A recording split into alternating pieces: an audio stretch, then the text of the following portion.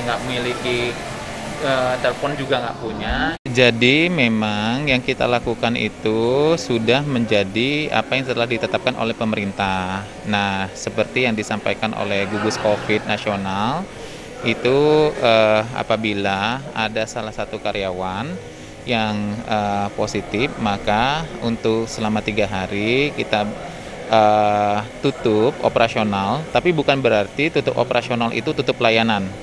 Nah, artinya di sini kita tutup operasional dalam hal untuk melakukan penyemprotan desinfektan secara menyeluruh.